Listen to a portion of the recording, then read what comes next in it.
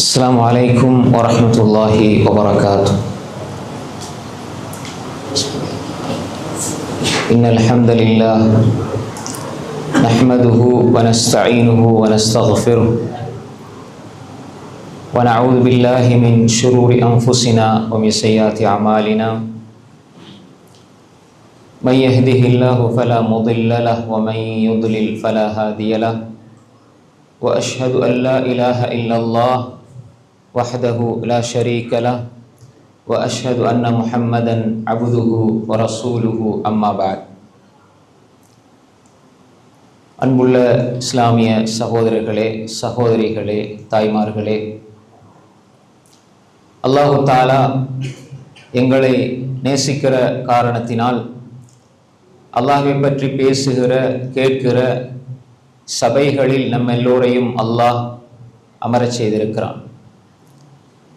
அன்புக்குரிய சகோதரர்களே, சகோதரிகளே, இந்த ரமலானுடைய காலப்பகுதியில், குறிப்பாக இந்த கடைசி 10 நாட்களில் தொடர்ச்சியாக நாம் இஸ்லாமிய குடும்பவியல் சம்பந்தமாக படித்து வருகின்றோம். சென்ற வகுப்பில் நாம் ரமலானில் ஓர் இஸ்லாமிய குடும்பம் என்ற தலைப்பில் நாங்கள் சில செய்திகளை படித்தோம். அதை தொடரி இன்றைய நாள் கணவனின் கடமைகளும் பொறுப்புகளும் என்ற தலைப்பில் ஒரு சில விடயங்களை இன்ஷா அல்லாஹ் நாம் படித்துக் கொள்வோம். இதனுடைய தொடர்ச்சியாக நாளை சாலிஹான மனைவியின் பண்புகள் என்ற தலைப்பு, அது தனியாக இருக்கிறது. இந்த தலைப்பில் கணவனின் கடமைகளும் பொறுப்புகளும் என்ற தலைப்பிலே சில விடயங்களை நாம் உங்களோடு பகிர்ந்து கொள்கின்றோம். அன்புக்குரிய சகோதரர்களே, சகோதரிகளே, தாய்மார்களே, கணவன் என்று சொல்கிற பொழுது ஒரு மனைவிக்கு செய்ய வேண்டிய கடமைகள், பொறுப்புகள், அது இஸ்லாம் வரையறுத்து மிக அழகாக எங்களுக்கு சொல்லித் தருகிறது. அல்லாஹ்வுடைய தூதர் ஸல்லல்லாஹு அலைஹி வஸல்லம் சொன்னார்கள், உங்களில் சிறந்தவர் உங்கள் மனைவியிடத்தில் சிறந்தவர் என்பதாக ரசூல் ஸல்லல்லாஹு அலைஹி வஸல்லம் சொல்லிவிட்டு, நான் எனது குடும்பத்துக்கு மிக சிறந்தவனாக இருக்கிறேன் என்பதாக சொன்னார்கள். ஹைருக்கும், உங்களில் சிறந்தவர் ஹைருக்கும் லிஅஹ்லி, அவர் அவருடைய குடும்பத்துக்கு சிறந்தவராக இருக்கணும். குடும்பத்துல மனைவிக்கு அவர் நல்லவராக இருக்க வேண்டும். அன்புக்குரிய சகோதரர்களே, நாம் இந்த விடயத்தில் இருந்துதான் ஒரு கணவனுடைய கடமைகளையும் பொறுப்புகளையும் நாங்கள் விளங்கிக் கொள்ள வேண்டும். ஒரு மனைவியை திருப்திப்படுத்துவது என்பது எந்த விடயத்தில் திருப்திப்படுத்த வேண்டும், எந்த விடயத்தில் மனைவி கணவனை நல்லவர் என்று சொல்ல வேண்டும் என்பதையும் ரசூல் ஸல்லல்லாஹு அலைஹி வஸல்லம் அவர்கள் எங்களுக்கு அழகாக சொல்லி தந்திருக்கிறார்கள். உங்களில் சிறந்தவர் மனைவியிடத்தில் சிறந்தவர் என்று சொன்னால், எல்லா விருப்பங்களையும், மனைவி விரும்புகிற எல்லாவற்றையும் செய்து கொடுத்து நல்ல கணவன் என்று பேர் வாங்குவதற்கு ரசூல் ஸல்லல்லாஹு அலைஹி வஸல்லம் சொல்லவில்லை. மனைவிடத்தில் சிறந்தவர் என்று சொன்னால், அந்த மனைவியை நல்ல பக்குவம் உள்ள, அவள் வெறுக்கின்ற பொழுதும் நல்ல தீன்தாரியான பெண்ணாக, தக்வா உள்ள பெண்ணாக, இறை உணர்வோடு வாழுகிற பெண்ணாக, தொழக்கூடிய பெண்ணாக, அல்லாஹ்வுக்கு கட்டுப்படக்கூடிய பெண்ணாக மாற்றி அதில் அவள் திருப்தி அடைய வேண்டும் உங்களை. அது அல்லாமல் நீங்கள் எதை செய்தாலும் அவள் உங்கள் மீது திருப்தி கொள்ளவில்லை என்றால் அதற்கு ரசூல் ஸல்லல்லாஹு அலைஹி வஸல்லம் சொல்லவில்லை. நீங்கள் தவறான விடயங்கள் அல்லது ஹராமான விடயங்கள் அல்லது அவளுக்கு தேவையில்லாத விடயங்களை எல்லாம் செய்து கொடுத்து அவளிடம் நல்ல பெயரை வாங்குவதையும் ரசூல் ஸல்லல்லாஹு அலைஹி வஸல்லம் சொல்லவில்லை. நாம் இந்த அடிப்படையை புரிந்து கொள்ள வேண்டும். எனவே உங்களில் சிறந்தவர் மனைவிக்கு சிறந்தவர் என்றால், ஒரு கணவன் என்னென்ன அடிப்படைகளில் மனைவியை நெறிப்படுத்த வேண்டும், என்ன பொறுப்புகள், கடமைகள் அவனுக்கு இருக்கிறது என்பதை நாம் மிக அழகாக புரிந்து கொள்ள வேண்டும். அல்லாஹ் தஆலா குர்ஆனிலே சொல்கின்றார், அர்-ரிஜாலு கவ்வாமூன அலன் நிஸா, ஆண்கள் கணவன்மார் பெண்களுக்கு நிர்வாகிகளாக அல்லாஹ் தஆலா அமைத்து வைத்திருக்கிறான். பெண்களை ஒழுங்கான முறையிலே நிர்வகிக்கக்கூடியவர்களாக ஆண்களை அல்லாஹ் தஆலா அமைத்து வைத்திருக்கிறான். அது அகீதாவுடைய விடயத்தில், இபாதத்துடைய விடயத்தில், அஹ்லாக்குடைய விஷயத்தில், கொடுக்கல் வாங்கல் விஷயத்தில், குடும்ப உறவுகள் விடயத்தில், நட்பண்புகள் விடயத்தில் என்று அப்படி எல்லா விடயத்திலும் கணவன் முன்மாதிரியாக இருக்க வேண்டும். மனைவிக்கு கணவன் முன்மாதிரி, மார்க்க விடயங்களில் முன்மாதிரியாக இருக்கின்ற ஒரு கணவனாக இருப்பது அடிப்படையான கடமை. இதை நாம் புரிந்து கொள்ள வேண்டும். அடுத்து பாருங்கள், அல்லாஹ்வுடைய தூதர் ஸல்லல்லாஹு அலைஹி வஸல்லம் சொன்னார்கள், குல்லுக்கும் ராயின் வ குல்லுக்கும் மஸ்ஊலுன் அன் ரஅயத்திஹி. நீங்கள் ஒவ்வொருவரும் பொறுப்புதாரிகள், நீங்கள் ஒவ்வொருவரும் உங்கள் பொறுப்பை பற்றி நாளை மறுமையில் விசாரிக்கப்படுவீர்கள்.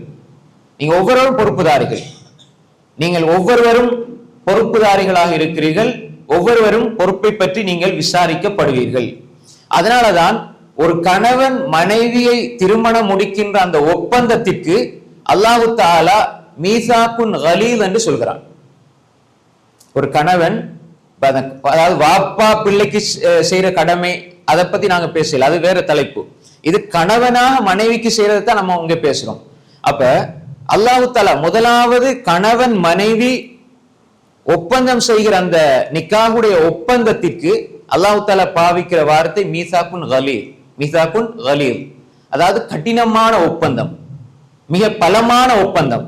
இந்த வார்த்தை குர்ஆனில் 3 இடங்களிலே பயன்படுத்தப்பட்டிருக்கிறது. இதில் ஒன்று நிக்காவுக்கு பயன்படுத்தப்பட்டிருக்கிறது. கணவன் மனைவி கிடையில் செய்கிற ஒப்பந்தம் மீசாக்குன் கலீல், மீசாக்குன் கலீல், மிக மிக கடினமான ஒப்பந்தம். இதே ஒப்பந்தத்தை அல்லாஹு தஆலா தனக்கும் தன்னுடைய ரசூல்மார்களுக்கும் இடையிலே செய்து கொள்கிறான். எப்படி? ரசூல்மார்களை அனுப்பி, நீங்க இந்த மக்களை, உலகத்தில் இருக்கிற மக்கள் எல்லோரையும் நரகத்தில இருந்து பாதுகாத்து அவர்களை நீங்க சொர்க்கத்துக்கு கொண்டு போக வேண்டும், அந்த சொர்க்கத்துக்கு வழிகாட்ட வேண்டும் என்று சொல்லி அவர்களுக்கு அந்த தூதுத்துவத்தை கொடுக்கின்ற பொழுது அந்த ஒப்பந்தத்திற்கு அல்லாஹு தஆலா மீசாக்குன் கலீல் என்று சொல்கிறான், கடினமான ஒப்பந்தம். அப்ப பாருங்க, அல்லாஹ்க்கும் ரசூல்மார்களுக்கும் இடையில நடைபெற்ற ஒப்பந்தத்துக்கு பேர் இந்த கடினமான ஒப்பந்தம். அதே ஒப்பந்தம் கணவனுக்கும் மனைவிக்கும் இடையிலே நிக்காஹுடைய அந்த சபையில் ஒப்பந்தம் செய்யப்படுகிறது, அதற்கும் அல்லாஹ் மீசாக்குன் கலீல் என்று சொல்கிறான். என்றால் இந்த கணவன் மனைவி அக்த் செய்யப்படுகிறார்கள், நிக்காஹ் முடித்து வைக்கப்படுகிறார்கள் என்றால் அங்கே செய்யப்படுகிற ஒப்பந்தம் என்னவென்றால், எப்படி ரசூல்மார்கள் தௌஹீதையும் ஏகத்துவத்தையும் கொடுத்து அவர்களுக்கு நேர்வழி காட்டி அந்த மனிதர்களை சொர்க்கத்துக்கு கொண்டு போவார்களோ, அதுபோன்று கணவன் மனைவியை சொர்க்கத்துக்கு கொண்டு போய் சேர்ப்பதற்கு அவன் அங்கே ஒப்பந்தம் செய்கிறான். அதுதான் அந்த நிக்காஹுடைய அக்துடைய அந்த இடத்தில் நடக்கிற ஒப்பந்தம். இந்த உலகத்தில் நீ எனக்கு மனைவியாக மட்டுமல்ல, இந்த உலகத்தில் நீ என்னோடு வாழ்ந்து நானும் நீயும் சொர்க்கத்தில் ஒன்றாக மனைவியாக இருக்க வேண்டும் என்ற ஒப்பந்தத்தை அங்கே செய்வதைத்தான் கடினமான ஒப்பந்தம் என்று அல்லாஹு தஆலா சொல்கின்றான். அன்புக்குரிய சகோதரர்களை, நாம் தெளிவாக புரிந்து கொள்ள வேண்டும், இது ஒரு பலமான ஒப்பந்தம். சும்மா நான் ஒரு மனைவியை எடுக்கிறேன், நான் திருமணம் முடிக்கிறேன் என்றால் என்னுடைய உடலியல் சார்ந்த காம உணர்வுகளை தணித்துக் கொள்வதற்காக அல்ல, இந்த பெண்ணை நான் சுவனம் வரை அழைத்து செல்ல பொறுப்பேற்றுக் கொள்கிறேன். இதுதான் நிக்காஹுடைய ஒப்பந்தம்.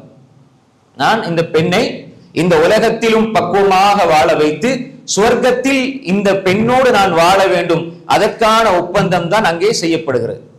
இந்த வேறு மதத்தில எல்லாம் சொல்லுவாங்க, எப்படி திருமணம் சொர்க்கத்தில் நிச்சயிக்கப்படுகிறது என்று சொல்லி. அப்ப அது ஒரு தவறான கருத்து, அப்படி சொல்லுவாங்க. ஆனா அது அர்த்தம் என்னடா, இந்த ஒப்பந்தம் தான் கணவன் மனைவியினுடைய சொர்க்கத்தை தீர்மானிக்கிறது. நல்ல கணவனா இருந்தா மனைவியை சொர்க்கத்துக்கு அப்படி கூட்டிட்டு போவாரு, நல்ல மனைவியா இருந்தா என்ற கணவனை நான் சொர்க்கத்துக்கு கூட்டிட்டு போகணும் என்று கூட்டிட்டு போவாரு. எனவே அன்புக்குரிய சகோதரிகளே, இங்கு நாம் செய்கிற ஒப்பந்தம் என்பது கணவனும் மனைவியும் நாளை மறுமையில் சொர்க்கத்தில் ஒன்றாக இருக்க வேண்டும் என்று செய்யப்படுகிற ஒரு பலமான ஒப்பந்தம். அதைத்தான் அல்லாஹு தஆலா அடிப்படையாக எங்களுக்கு சொல்கிறான். அதுதான் உங்களில் சிறந்தவர் மனைவிக்கு சிறந்தவர், அதே மாதிரி ஆண்கள் நிர்வாகம் செய்யக்கூடியவர்கள், அதே மாதிரி ஆண்கள் நீங்கள் பொறுப்புதாரிகள் என்பதெல்லாம் இந்த ஒப்பந்தத்தில் இருந்துதான் நாங்கள் புரிந்து கொள்ள வேண்டும். அன்புக்குரிய சகோதரர்களே, உலகத்தில் இருக்கிற உறவுகளில் நிரந்தரமான உறவு எந்த உறவு? உலகத்தில் இருக்கிற நிரந்தரமான உறவு எது சொல்லுங்க? உலகத்தில் இருக்கிற உறவுகள்ல தாய், அம்மா, வாப்பா, தந்தை, இப்படி உறவுகளே தானே. நாங்க உணர்வு ரீதியாக சொல்லும் பொழுது மகனுக்கும் அல்லது மகளுக்கும் உம்மாவுக்கும் வாப்பாவுக்கும் இடையில இருக்கிற உறவு நிரந்தரமானதுன்னு சொல்லுவோம், அப்படித்தானே? உண்மையில் நிரந்தரமான உறவு என்பது கணவன் மனைவி உறவு தான் இஸ்லாத்திர பார்வையில். எப்படி? இந்த உலகத்திற்கு ஆதம் அலைஹிஸ்ஸலாத்தை அல்லாஹு தாலா அனுப்புறதுக்கு முன்னாலேயே இருந்த உறவு கணவன் மனைவி உறவு தான்.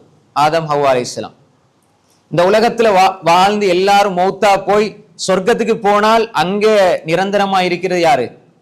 கணவன் மனைவி உறவு தான். வாப்பா யாரோட இருப்பாங்க? அம்மாவோட. கணவன் மனைவி தான்.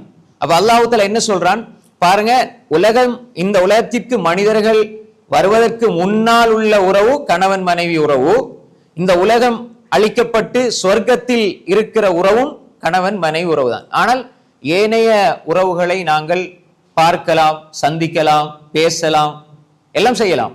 ஆனா கணவன் மனைவி உறவு தான் நிரந்தரமான உறவு.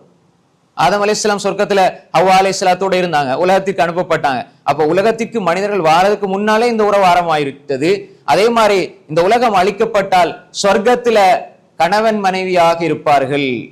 அல்லாஹ் அதை தெளிவாக குர்ஆன்ல சொல்றான். அதான் அல்லாஹ் சொல்றான், வஹலக்னாக்கும் அஸ்வாஜா, உங்களை நாம் ஜோடி ஜோடியாக படைத்திருக்கிறோம். எனவே இந்த ஒரு புரிதல் எங்களுக்கு இருக்க வேண்டும். இதுதான் கணவன் மனைவிக்கிடையில் செய்கிற ஒப்பந்தம். கணவன் மனைவியோடு வாழுகிற பொழுது அவன் தலையிலே வைத்திருக்க வேண்டிய சிந்தனை தான். இந்த சிந்தனையோடு தான் கணவன் தன்னுடைய கடமைகளையும் பொறுப்புகளையும் சரியாக நிறைவேற்ற வேண்டும். நான் இந்த உலகத்திற்கு வந்து நான் ஒரு குடும்பத்தை உருவாக்கப் போகிறேன், குடும்பத்திலிருந்து அங்கத்தவர்களை நான் உருவாக்கப் போகிறேன், ஒரு மனைவியை தெரிந்தெடுக்கிறேன் என்று சொன்னால் அந்த மனிதன் மனைவியை தெரிவு செய்யறதுக்கு முன்னாலேயே அவனுடைய குடும்ப அந்த பொறுப்புகளை அவன் சுமந்து கொள்கிறான் ஒரு கணவன். அப்ப நம்ம திருமணத்துல செய்யற ஒப்பந்தத்தை தான் சொன்னோம். அதற்கு முன்னாலே இருந்தே அவன் ஒரு மார்க்க பற்றுள்ள ஒரு பெண்ணை அவன் திருமணம் செய்ய வேண்டும், மார்க்க பற்றுள்ள ஒரு பெண்ணை திருமணம் செய்ய வேண்டும், தேடி பெற்றுக்கொள்ள வேண்டும். அப்படி பெற்றுக்கொண்ட பின்னால் அவனுக்கு அதோடு கடமைகள் முடிந்து விடாது. மனைவி என்ற அந்த பெண்ணுக்கு, மனைவிக்கு அவன் செய்ய வேண்டிய கடமைகள் பொறுப்புகள் வெறும் காசு பணத்தை சம்பாதித்து கொடுப்பது, வீடு கட்டி கொடுப்பது, இப்படியான கடமைகள் எல்லாவற்றையும் தாண்டி அடிப்படையான சில கடமைகள் இருக்கிறது. நான் சொன்னேன், ஒரு பெண்ணுக்கு செய்கிற அல்லது ஒரு பெண்ணுக்கு நாம் செய்து கொடுக்கிற ஒப்பந்தம் என்பது நாம் அவர்களை சொர்க்கத்துக்கு அழைத்து செல்கிற ஒப்பந்தம். எனவே இந்த உலகத்தில் அதற்கான வேலைகளை அந்த கணவன் செய்ய வேண்டும். முதலாவதாக கணவனுக்கு இருக்கிற மிகப்பெரிய கடமையும் பொறுப்பும் அவன் அந்த பெண்ணை, மனைவியை ஈமானில், நம்பிக்கையில், கொள்கையில் சரியானவளாக மாற்ற வேண்டும். நம்பிக்கை சரியாக இருக்கணும், அவருடைய நம்பிக்கை சீராக இருக்க வேண்டும், அவருடைய கொள்கை சரியாக இருக்க வேண்டும். என்னுடைய மனைவியிடத்தில் நம்பிக்கை சரியாக இருக்கிறதா? நம்ம அடிக்கடி பேசுறதுனால இதை சுருக்கமா சொல்லிட்டு போறேன், ஆனால் இது அடிக்கடி பேசப்பட வேண்டிய ஒரு விடயம். கொள்கை சரியாக இருக்கிறதா? நம்பிக்கை சரியாக இருக்கிறதா? என்னுடைய மனைவி நான் திருமணம் செய்து முடித்து விட்டால் அந்த பெண்ணிடம் நான் பார்க்க வேண்டியது அவளுடைய நம்பிக்கை எப்படி இருக்கிறது, அவருடைய நம்பிக்கையில் கோளாறு இருக்கிறதா? நம்பிக்கைண்டா ஈமான், அவருடைய அகீதா, நம்பிக்கை சரியாக இருக்கணும். முதலாவது அம்சம். இந்த நம்பிக்கை சரியில்லை என்றால் அந்த பெண்ணோடு நீங்கள் மரணம் வரை வாழுகிற வாழ்க்கையில் அர்த்தம் கிடையாது. முதலாவது நம்பிக்கை. உங்களுடைய நம்பிக்கை அகீதா, அவருடைய நம்பிக்கை அகீதா, ரெண்டு பேருடைய நம்பிக்கையும் சீராக இருந்தால்தான் கணவன் மனைவி உறவிலே நிரந்தரத்தன்மை இருக்கும். முதலாவது அடிப்படை இது. இரண்டாவதாக இபாதத்துடைய விஷயத்தில் சரியாக இருக்க வேண்டும். முதலாவது இந்த ஈமான், இஸ்லாம் சார்ந்த கடமைகளை முடிச்சுட்டு அதுக்கு பிறகு ஒரு கணவன் செய்ய வேண்டிய உணர்வு ரீதியான அதாவது அவர்களுக்கு கொடுக்க வேண்டிய மரியாதை சம்பந்தப்பட்ட விடயங்களை அடுத்ததான் நாங்க பார்ப்போம். இப்ப ரெண்டாவது விஷயம், ஒரு மனிதன் அமல்களுடைய விஷயத்தில் மனைவிக்கு அவன் கற்றுக் கொடுக்க வேண்டிய, அவன் கடைபிடிக்க வேண்டிய விடயங்கள் இருக்கிறது. ஒரு கணவனாக இருந்து கொண்டு மனைவிக்கு அவன் முதலாவதாக நான் ஏவுவதற்கு முன்னால் நான் செய்து காட்டி அவளை பழக்கப்படுத்த வேண்டும். நான் அவர்களுக்கு சொல்லுவதற்கு முன்னால் நாங்கள் செயலிலே கொண்டு வர வேண்டும். கணவன் என்பவன் சட்டத்தை சொல்கின்ற, அதிகாரத்தை செலுத்துகின்ற ஒரு இடத்தில் இல்லாமல் தான் செய்து மனைவியை செய்ய வைக்கிற ஒரு நிலைக்கு முன்மாதிரியாக மாற வேண்டும். ரசூல் ஸல்லல்லாஹு அலைஹி வஸல்லம் முன்மாதிரியாக இருந்துதான் திருத்தினார்களே தவிர, முன்மாதிரியாக இருந்துதான் அந்த பெண்ணை நெறிப்படுத்தினார்களே தவிர அவர்கள் ஒரு பொழுதும் அதிகாரத்தினால் நெறிப்படுத்தவில்லை. அப்ப முன்மாதிரியாக இருக்க வேண்டும். கணவன் ஒரு முன்மாதிரி. எனவே அன்புக்குரிய சகோதரர்களே, சகோதரிகளை, தாய்மார்களே, நாம் தெளிவாக புரிந்து கொள்ள வேண்டும். ஒரு கணவன் என்பவன் அமல்களின் விஷயத்திலே, 5 நேரம் தொழுகையின் விஷயத்தில், குர்ஆனுடைய விஷயத்தில், இபாதத்துடைய விஷயத்தில், நோன்பு விடயத்தில், ஜகாத்துடைய விடயத்தில், சதகாவுடைய விடயத்தில், தர்மத்துடைய விடயத்தில், எல்லா இபாதத்துக்களுடைய விடயத்திலும் கணவன் முன்மாதிரியாக இருக்கணும். இது ஒரு அடிப்படையான கடமை, ஒரு பொறுப்பு. மனைவி பார்த்து நான் என்னுடைய கணவனை போல நானும் அமல் செய்யணும் என்று சொல்லி மனைவி அதன்பால் ஈர்க்கப்பட வேண்டும். கணவனை முன்மாதிரியாக எடுத்து மனைவி செயல்பட வேண்டும். இவரு தொழுகையும் இல்லை, ஒன்றும் இல்லை, ஆனா மனைவி தொழணும் எதிர்பார்க்க முடியாது. இவரு இபாதத்தும் இல்லை, நோம்பும் இல்லை, குர்ஆனும் இல்லை, ஆனா மனைவி தொழணும், இபாதத் செய்யணும், நோன்பு வைக்கணும் எதிர்பார்க்க முடியாது.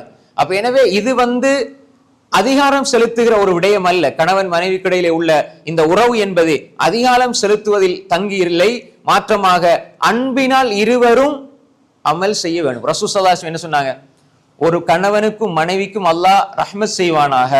எப்படிப்பட்ட கணவன் மனைவி? நடுநிசியில் எழும்புறாங்க, கணவன் எழும்புகிறார், எழும்பி இவர் தொழுவதற்காக பார்க்கிறார், மனைவியையும் தட்டி எழுப்புகிறார், மனைவி எழும்பவில்லை, தண்ணீர் அப்படி ஒரு சொட்டு தொளிக்கிறார், தொளிச்ச உடனே மனைவி எழும்பி 2 பேரும் சேர்ந்து தொழுறாங்கண்டா இவர்களுக்கு அல்லாஹ் ரஹ்மத் செய்வானாக என்று சொன்னாங்க ரசூல் ஸல்லல்லாஹு அலைஹி வஸல்லம். அதே இது மனைவிக்கும் சொன்னாங்க. மனைவி எழும்புறாங்க நடுநிசில தொழுகிறதுக்காக, கணவன் தூங்குகிறார், கணவனை தட்டுகிறார், கணவர் எழும்ப இல்லை, ஒரு சொட்டு தண்ணீரை தொளிக்கிறாள், அப்ப கணவன் எழும்புகிறார், இப்ப 2 பேரும் எழும்பி தொழுகிறாங்கண்டா இந்த கணவனுக்கும் மனைவிக்கும் அல்லாஹ் ரஹ்மத் செய்வானாக என்று அல்லாஹ்வுடைய தூதர் ஸல்லல்லாஹு அலைஹி வஸல்லம் சொன்னாங்க. இப்ப நாங்க மனைவிக்கு தண்ணி தொளிக்கிறோம், சரி, மனைவி எங்களுக்கு தண்ணி தொளிச்சா என்ன நடக்கும் வீட்டுல? ஆனா ரசூலுல்லாஹ் சொன்னாங்க இது ரஹ்மத்தை கிடைக்கிற, அல்லாஹ்வுடைய ரஹ்மத்து கிடைக்கிற ஒரு வேலை உண்டு. அப்ப இந்த இடத்துல புரிஞ்சு கொள்ளும் என்னண்டா, கணவன் இபாதத் செய்யலன்னா மனைவி கணவனுக்கு ஓர்டர் போடுறதுக்கு, நீ தொழு, நீங்க தொழுங்கன்னு சொல்றதுக்கு அதிகாரம் இங்கே கொடுக்கப்பட்டிருக்கிறது. நல்ல விலை கொள்ளுங்க. மனைவிக்கு அதிகாரம் கொடுக்கப்படுது, நீங்க தட்டுங்க, தண்ணிய தொழிங்க, எழுப்புங்க, இபாதத்துல விஷயத்துல உங்களோட சேர்த்து கொள்ளுங்க, நீங்க தொழுற மட்டுமல்ல கணவனையும் தொழ வைங்க என்று சொல்லி மனைவிக்கும் இந்த இடத்துல அதிகாரம் கொடுக்கப்படுதுண்டா அந்த இடத்துல கணவன் இருக்கணும், அந்த இடத்தை கணவன் கொடுக்கணும். என் மனைவி தண்ணியை தொளிச்சா என் மனைவி எனக்கு ரஹ்மத்தை பெற்று தர போகிறாள் என்று சந்தோஷத்தோட எழும்புற கணவனாக இருக்க வேண்டுமே தவிர கோபத்தோடு எழும்பி 4 கடினமான வார்த்தைகளை சொல்கிற கணவனாக இருக்கக்கூடாது என்பதை இந்த இடத்தில் நாம் புரிந்து கொள்ள வேண்டும். அப்ப ரசூல் ஸல்லல்லாஹு அலைஹி வஸல்லம் எதை காட்டினாங்க? கணவன் என்பவன் ஒரு முன்மாதிரியாக இருக்க வேண்டும், ஒரு முன்மாதிரி கணவனாக இருக்க வேண்டும்.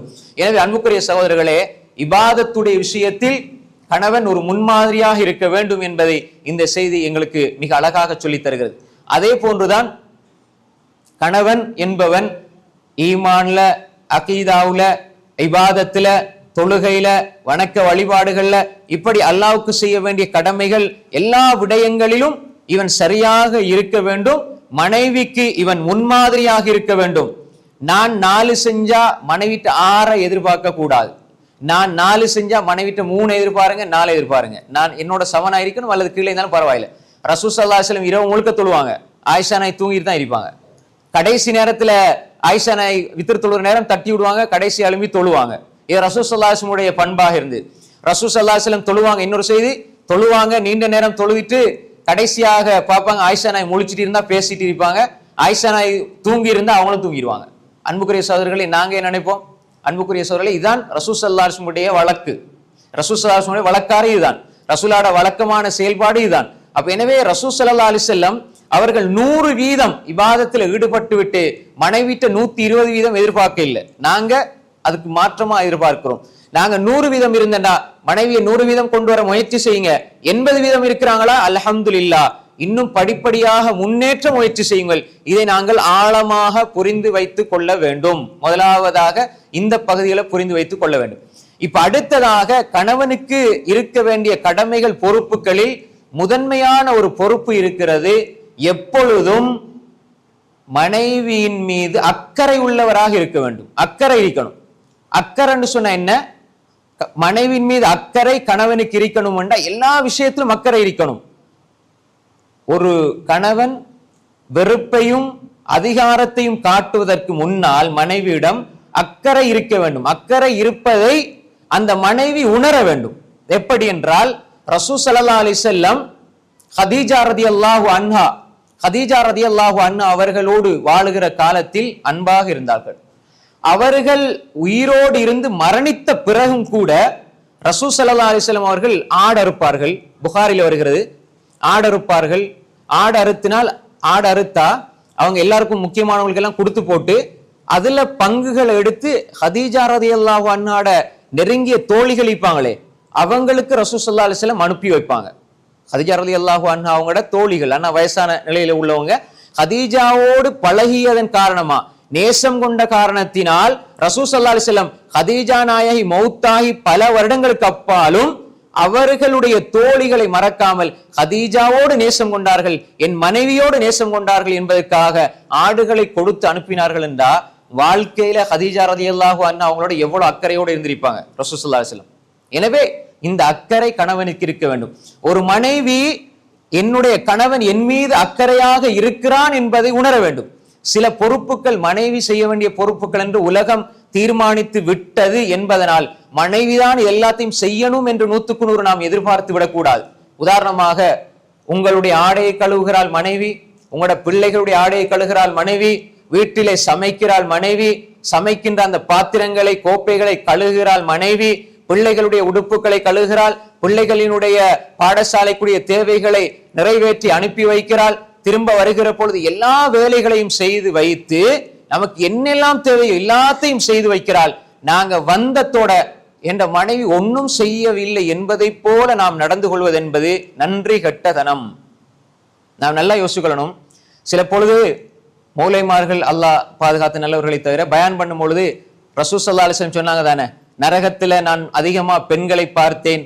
அதுல காரணம் என்னன்னா, கணவன்மார எக்ஃபுர்னுல் அஷீர், கணவன்மார அதுல ஒன்று என்ன, கணவன்மார புறக்கணிக்கிறாங்க, கணவன்மாருக்கு நன்றி கெட்டதனமா நடக்கிறாங்க அப்படின்னு சொல்லி ஹதீஸ் சொல்லுவாங்க. இது பெண்கள் நரகத்தில் அதிகமா இருக்கிறதுக்கு ரசூல் ஸல்லல்லாஹு அலைஹி வஸல்லம் சொன்ன காரணமாக சொன்னாலும் இந்த ஹதீஸ் எதற்காக சொல்லப்படுதுன்னா, யாரிடம் நன்றி கெட்ட தனம் இருக்கிறதோ அவர் நரகத்தில் இருப்பார் என்பதை தான் அந்த ஹதீஸ் சொல்லுதே தவிர பெண்கள் எல்லாம் நரகவாதின்னு சொல்றதுக்காக சொல்லப்பட்ட ஹதீஸ் அல்ல. இப்ப ஒரு ஆண் நன்றி கெட்டதனமா இருந்தா அவன் சொர்க்கத்துக்காக போவான். யோசிச்சு பாருங்க. அல்லாஹ் என்ன சொல்றான், இன்னல் இன்சான லிரப்பி லகனூத், மனிதனே முதலாவது அல்லாஹ்க்கு நன்றி கெட்டவனாக இருக்கிறான். அப்ப இந்த வசனத்தை அபூபக்கர் ரலியல்லாஹு அன்ஹு சொன்னா பொருந்துமா? உமர் ரலியல்லாஹு அன்ஹு சொன்னா பொருந்துமா? அப்ப யாருக்கு அது பொருந்தும்? மனைவியிடத்திலும் சாலிகான மனைவிகள் இருப்பார்கள், அந்த ஹதீஸ் அவர்களுக்கு பொருந்தாது. கணவனிடத்திலும் சாலிகானவர்கள் இருப்பார்கள், அது அவர்களுக்கு பொருந்தாது. கணவன்மார்களிடத்திலும் நன்றி கெட்டவர்கள் இருப்பார்கள், அது அவர்களுக்கு பொருந்தும். மனைவிமார்களும் நன்றி கெட்டவர்கள் இருப்பார்கள், அது அவர்களுக்கு பொருந்துமே தவிர ஹதீஸினுடைய கருத்து ஆண்களுக்கும் பெண்களுக்குமே தவிர பெண்களுக்கு மட்டும் அல்ல. மனிதர்களில் அல்லாஹ்வுக்கு எல்லோரும் நன்றி கெட்டவர்கள். அபூபக்கர் சொர்க்கவாதி, உமர் சொர்க்கவாதி, உஸ்மான் சொர்க்கவாதி, அலி சொர்க்கவாதி, தல்ஹா சொர்க்கவாதி, இவங்கள நன்றி கெட்டவர்களா? இல்லை, ரலியல்லாஹு அன்ஹும் அஜ்மஈன். அப்ப எனவே இக்ஃபுருல் அஷீர்டா, கணவன் மனைவிக்கு நன்றி கெட்டவனா நடந்தாலும் நன்றி கெட்ட தன்மையோடு நடப்பவர் அல்லாஹ்க்கும் நன்றி உள்ளவராய் இருக்க மாட்டார். எனவே அன்புக்குரிய அந்த ஹதீஸை நாம் எப்படி புரிந்து கொள்ள வேண்டும் என்றால், கணவன் எவ்வளவு நன்றி கெட்டதனமா நடந்தாலும் அவர் சொர்க்கத்துக்கு போவார், மனைவி லேசா நன்றி கெட்டதனமா இருந்தா நரகத்துக்கு போவார்னா எப்படி புரிஞ்சு கொள்றது? அந்த அர்த்தத்தில் ரசூல் ஸல்லல்லாஹு அலைஹி வஸல்லம் சொல்லவில்லை. நன்றி கெட்ட தனம் யாரிடம் இருக்கிறதோ அவர் சொர்க்கத்துக்கு தகுதி பெற்றவர் இல்லை என்பதை சொல்லத்தான் வந்திருக்குது. எனவே ஹதீஜா ரலியல்லாஹு அன்ஹா நன்றி கெட்டவர்களா? ஹதீஜா ரலியல்லாஹு அன்ஹா அல்லாஹ்வுடைய தூதர் ஸல்லல்லாஹு அலைஹி வஸல்லம் அவரிடத்தில் ஜிப்ரீல் அலைஹிஸ்ஸலாம் வந்தாங்க. புகாரில் வருது, ஜிப்ரீல் அலைஹிஸ்ஸலாம் வந்து சொன்னாங்க, அல்லாஹ்வுடைய தூதர் அவர்களே, இதோ ஹதீஜா வருகிறாள், கையில உணவை எடுத்துக்கொண்டு வருகிறாள், ஹதீஜா வந்தால் நீங்க அல்லாஹ் ஹதீஜாவுக்கு சலாம் சொன்னதாக சொல்லுங்கள். புகாரில் வருது, சஹீஹ் புகாரில் வருது. எப்படி? ஹதீஜா உணவை எடுத்துக்கொண்டு வாராங்க, உங்களிடத்தை வரும் பொழுது ஹதீஜா உங்களிடம் வந்தால் அல்லாஹ் ஹதீஜாவுக்கு சலாம் சொன்னான் என்று நீங்கள் சொல்லுங்கள். என்னுடைய சலாம், ஜிப்ரீல் ஆகிய என்னுடைய சலாத்தையும் எத்தி வையுங்கள். வபஷ்ஷிர்ஹா பிபைத்தின் ஃபில் ஜன்னா, சொர்க்கத்திலே ஒரு மாளிகையை கொண்டு ஹதீஜாவுக்கு நன்மாராயம் சொல்லுங்கள் என்று அல்லாஹ்வுடைய தூதர் ஸல்லல்லாஹு அலைஹி வஸல்லம் உங்களுக்கு ஜிப்ரீல் அலைஹிஸ்ஸலாம் சொல்றாங்கண்டா, அப்ப அந்த ஹதீஜா ரலியல்லாஹு அன்ஹா நரகவாதியா, கணவனை புறக்கணிச்சவங்களா? அப்படிப்பட்ட நல்ல பெண்களும் இருப்பார்கள். எனவே ஹதீஸை பொதுமைப்படுத்தி விடக்கூடாது.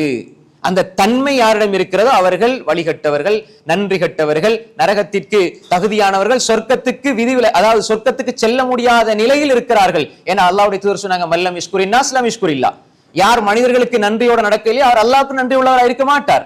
எனவே அது கணவன் மனைவி உறவுலையும் அது இருக்குது.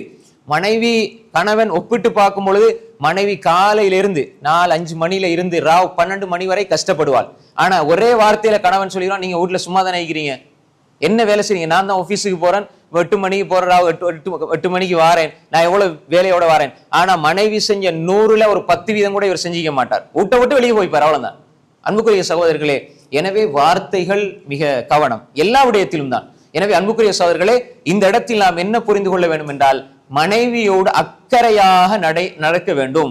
மனைவியோடு நாம் அக்கறையோடு அவளுடைய விஷயத்துல, அதாவது நாம் புரிந்து கொண்டு சில விடயங்களை நாம் செயல்படுத்த வேண்டும். அந்த அக்கறை இருக்க வேண்டும், அதோடு சேர்த்து அன்பு இருக்க வேண்டும். மனைவி மீது அன்பு இருக்கணும். அந்த அன்பு எப்படி அன்பு என்றால், அல்லாஹ்வுக்காக அன்பு இருக்கணும். என்ற மனைவியின் மீது அன்பு இருக்கணும். அது இபாதா. உலகத்தில் இருக்கிற எல்லா பெண்களையும் நேசிக்கிறது, அந்நிய பெண்களை நேசிக்கிறது, அது எண்ணத்தை பொறுத்து ஹராம் ஹலால் என்று ஆகும். ஆனால் மனைவியை நேசிப்பது கட்டாயம், கடமை. உம்மாவை நேசிக்கிறது கடமை. மனைவிக்கு நீங்க மனைவியோட அன்பா நடக்கிறது, அன்பான வார்த்தைகள் சொல்றது, அவர்களுக்கு மிக உள்ளத்தை குளிர வைக்கிற வார்த்தைகளை சொல்றது என்பது கடமை சகோதரர்களே. ஏன் நான் இதை சொல்லண்டா, ஒரு மனிதன் ஈமான் சுவையை எப்ப அடைஞ்சு கொள்வான் தெரியுமா? ஸலாத்தும் மன் குன்ன ஃபீ வஜத ஹலாவத்துல் ஈமான், 3 விடயங்கள் இருந்தால் ஈமான் சுவை அடைந்து கொள்வான். அதுல ஒன்றுதான் ஐ யகூன் அல்லாஹ் வ ரசூல் அஹப்ப இலைஹி மிம்மா சிவாஹுமா, அல்லாஹ்வும் ரசூலும் ஏன் எல்லாத்தை விடவும், எல்லா மனிதர்களை விடவும், எல்லா அனைத்து விடயங்களை விடவும் அல்லாஹ் ரசூல் நேசத்துக்குரியவர்களா மாறுறது.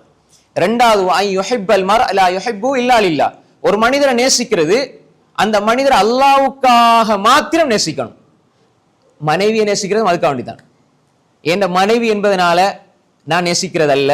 வஐ யுஹிப்பல் மர்அ லா யுஹிப்புஹு இல்லா லில்லாஹ், அல்லாஹ்வுக்காக நேசிக்கணும். அல்லாஹ்வுக்காக நேசிக்கிறேன்னா என்ன? ஆயிஷா ரலியல்லாஹு அன்ஹா அவர்களை ரசூல் ஸல்லல்லாஹு அலைஹி வஸல்லம் நேசிச்சாங்க, அளவு கடந்து நேசிச்சாங்க. ஆயிஷா நாய அளவு கடந்து நேசிச்சாங்க. ஆனால் ரசூல் ஸல்லல்லாஹு அலைஹி வஸல்லம் சொல்றாங்க, நானும் ஆயிஷாவும் ஒரே போர்வையில் இருக்கும் பொழுது எனக்கு வஹி வந்தது. அந்த அளவுக்கு நம்பிக்கையாக இருந்த பெண்மணி. அது மட்டுமல்ல, ஆயிஷா ரலியல்லாஹு அன்ஹா பெண்களில் ரசூல் அதிகமா நேசிச்சாங்க, அவங்களோட வாப்பாவை ஆண்களை நேசிச்சாங்க. அப்படியெல்லாம் நேசிச்ச ஆயிஷா ரலியல்லாஹு அன்ஹா ஒரு நாள் சஃபியா ரலியல்லாஹு அன்ஹாவை ரசூலா பார்க்கிற நேரம், சஃபியா ரலியல்லாஹுடைய அந்த விடயத்துல ரசூல் ஸல்லல்லாஹு அலைஹி வஸல்லம் சொல்றாங்க, ஆயிஷா ரலியல்லாஹு அன்ஹா ஹஸ்புக மின் சஃபியத கதா வ கதா. சஃபியா ரலியல்லாஹு போற நேரம் சஃபியா ரலியல்லாஹு அன்ஹா ரசூல் ஸல்லல்லாஹு அலைஹி வஸல்லம் கொஞ்சம் நேசிச்சாங்க. ஆயிஷா ரலியல்லாஹு அன்ஹா மாதிரி கொஞ்சம் நேசிச்ச உடனே இவங்க 2 பேரும் மனைவிமார் தானே. அப்ப ஆயிஷா நாய் கொஞ்சம் ஒரு மனசுல ஒரு இது வந்து, ரசூலா சும்மா கிண்டி பார்ப்போம் அப்படின்னு சொல்லி போட்டு ஹஸ்புக மின் சஃபியத கதா வ கதா அப்படின்னு சொல்லி இப்படி கையை காட்டுனாங்க. அவங்க கையை மட்டும் தான் காட்டுனாங்க.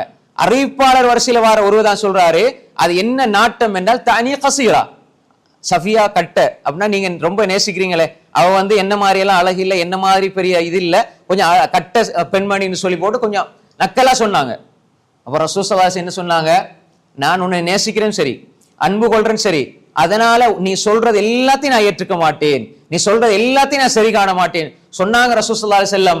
யா ஆயிஷா லகத் குல்தி கலிமத்தன் லவ் முஸ்ஜத் பிமாஇல் பஹ்ரி லமஸஜத்ஹு, லவ் முஸ்ஜத் பிமாஇல் பஹ்ரி லமஸஜத்ஹு.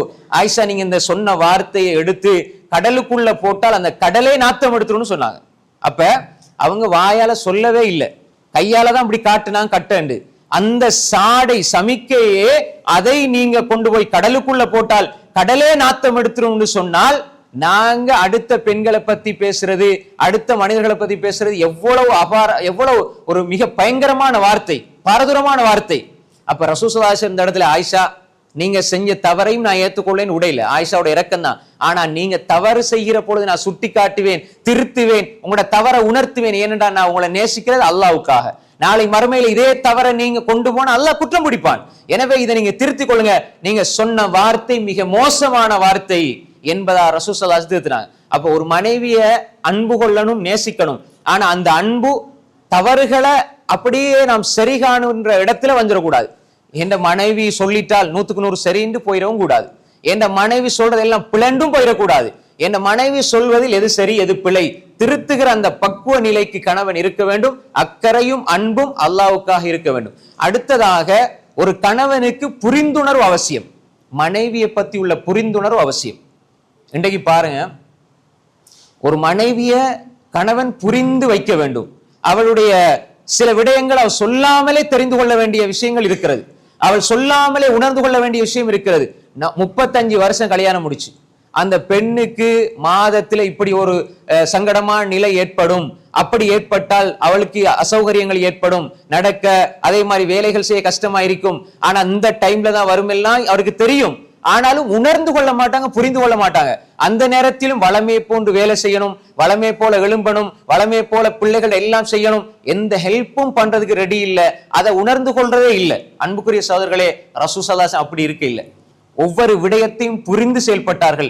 ஆயிஷா ரலியல்லாஹு அன்ஹாவை பார்த்து சொன்னாங்க அல்லாஹ்வுடைய தூதர் ஸல்லல்லாஹு அலைஹி வஸல்லம், ஆயிஷா நீங்க என்னோட எப்ப பாசமா இருப்பீங்க, எப்ப என்னோட கோபமா இருக்கிறீங்கிறத நீங்க சொல்லாமலே உங்களோட ஒரு சில வார்த்தைகளாலே நான் கண்டுபிடிப்பேன்டாங்க. அப்ப ஆயிஷா ரலியல்லாஹு அன்ஹா கேட்டாங்க, எப்படி யா ரசூலல்லாஹ், எப்படி கண்டுபிடிப்பீங்க? அப்ப ஆயிஷா ரலியல்லாஹு அன்ஹா ரசூல் ஸல்லல்லாஹு அலைஹி வஸல்லம் சொன்னாங்க, நீங்க என்னோட இரக்கமா இருந்தா, நேசமா இருந்தா, என்னோட கொஞ்சம் பாசமா இருக்கிற நேரத்துல நீங்க என்ன சொல்லுவீங்க தெரியுமா?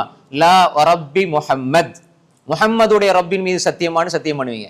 என்னோட கோபமா இருந்தா லா வரப்பி இப்ராஹிம்னு சொல்லுவீங்க, இப்ராஹிமுடைய ரப்பின் மீது சத்தியமாக. இப்படி சொன்னாலே எனக்கு விளங்கிரும் நீங்க என்னோட கொஞ்சம் கோபமா இருக்கிறீங்க.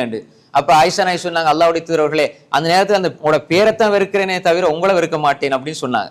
எனவே அன்புக்குரிய சகோதரர்களே, சகோதரிகளே, தாய்மார்களே, நாம் தெளிவாக புரிந்து கொள்ள வேண்டும். ரசூல் ஸல்லல்லாஹு அலைஹி வஸல்லம் மனைவியை எப்படி புரிந்து வைத்தார்கள், அவருடைய ஒரு வார்த்தை விளங்கியது இவர் இந்த நேரத்தில் எப்படி இருக்கிறாங்க, எந்த நேரத்தில் எப்படி செயல்படுறாங்க என்பதை ரசூல் ஸல்லல்லாஹு அலைஹி வஸல்லம் புரிந்து வைத்தார்கள். ஒரு மனைவியினுடைய அந்த உணர்வுகளை புரிந்து கொள்ள வேண்டும். சில பொழுது ஏதாவது ஒரு கோபம் வந்து மனைவியினுடைய தாயை தந்தையை திட்டுகிற ஒரு நிலை வந்து விட்டால் அவருடைய உள்ளம் எவ்வளவு காயப்படும் என்பதை நாங்க பார்த்துக் கொள்ளணும். அதே மாதிரி ஒரு கட்டத்துல அவளுடைய முன்னால உள்ள சில குறைகள் அதை திருத்திருப்பால், அதை சொல்லி நாம் இழிவுபடுத்தி கேவலப்படுத்துவது அதில் எச்சரிக்கையாக இருக்க வேண்டும். உணர்வுகளை காயப்படுத்துற விஷயத்துல மிக மிக கவனமாக இருக்க வேண்டும். நாம் அடுத்த மனிதனுக்கு செய்யற அநியாயங்கள் பாவங்களை தான் பாவமா நினைக்கிறோமே தவிர மனைவிக்கு செய்யறத ஒரு பொருட்டாகவே நினைக்கிறது இல்லை. மனைவிக்கு ஏசுறதும் ஏச்சுத்தான், அவளோட கோபப்படுறதும் கோபம்தான், அவளுக்கு திட்டுறதும் பாவம்தான், அவளை பத்தி அசிங்கமா பேசுறதும் பாவம்தான். அன்புக்குரிய சகோதரர்களே, புரிந்துணர்வோடு சில விடயங்களை அவர்களுக்கு செய்து கொடுக்க வேண்டும். இது ஒரு விரிவான ஒரு தலைப்பு. அதே மாதிரி அன்புக்குரிய சகோதரிகளே, மனைவியினுடைய நல்ல விடயங்களை பாராட்ட வேண்டும். பெரும்பாலும் மனைவிமார்கள் கணவன்கிட்ட எதையுமே பெருசா எதிர்பார்க்கறது இல்லை. ஒரு 4 நல்ல வார்த்தை எதிர்பார்ப்பார்கள். அதை எப்படி எதிர்பார்ப்பாங்க? என் கணவனுக்கு நான் ஊத்தி கொடுத்த டீ அல்லது பிளேன் டீ அல்லது ஒரு சாப்பாடு நல்லா இருக்குதுமா, மாஷா அல்லா, ஜஸாக் அல்லா ஹைரா, உனக்கு அல்லாஹ் அருள் செய்யட்டும் என்றைக்காவது ஒரு நாள் துவா செஞ்சோமா? அன்புக்குரிய சகோதரர்களே, இதுதான் அடிப்படை பண்பு. இது வீட்டில இருந்து வரணும். நமக்காக காலையில இருந்து இரவு வரைக்கு செயல்பட்டு கொண்டு நமக்காக நம்முடைய 2 வார்த்தைக்காக ஏங்குகிற ஒரு மனைவிக்கு நாங்க இந்த வார்த்தையை சொல்றதில்லை. ஆனா வெளியால யாரோ ஒரு ஆள் சின்ன ஒரு பொருளை தந்தா அவருக்காக எவ்வளவு துவா செய்யறோம். என்ற பிள்ளைகளை வளர்க்கிறாள், என்னுடைய பிள்ளைகளுக்கு உடுப்புகளை கொடுக்கிறாள், என்னுடைய பிள்ளைகளுடைய ஆடைகளை அயன் பண்ணுகிறாள், எனக்கு உடுப்புகளை தாராள், என்னுடைய ஆடைகளை அயன் பண்ணி தருகிறாள், எனக்காக உணவு சமைக்கிறாள், எனக்காகவே அந்த குசினிக்குள்ளேயே காலத்தை கடத்துகிறாள், எனக்காக வேண்டிய நேரத்தை செலவழிக்கிறாள். ஆனா ஒரு நாளையில மலர்ந்த முகத்தோடு சிரித்து துவா செஞ்சது இல்லை. நாங்க எங்களிடத்துல அந்த பாராட்டுற குணம் என்பது நல்லா இருக்குது அல்ஹம்துலில்லாஹ் என்பதை தாண்டி அல்லாஹ் உங்களுக்கு அருள் செய்யட்டும். ரசூலா சொன்னாங்க, உங்களுக்கு யாராவது ஒரு நல்ல செயலை செஞ்சா நீங்க ஜஸாக்கல்லாஹ் ஹைரான்னு சொல்லுங்கண்டா. வாழ்நாள் முழுக்க உங்களுக்கு நல்ல செயலை செய்யற மனைவிக்கு சொல்லக்கூடாதா? அன்புக்குரிய சகோதரர்களே, துவா செய்யுங்க.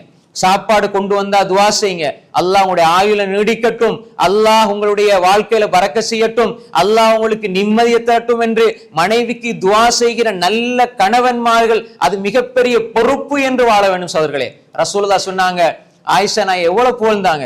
எல்லா உணவுகளிலும் எப்படி சரீத் இருக்கிறதோ, அது அரபி இடத்துல ஒரு பெருமதி வாய்ந்த உணவு, ஒரு சுவையான உணவு, அது போன்றுதான் ஆயிஷான்னு சொன்னாங்க.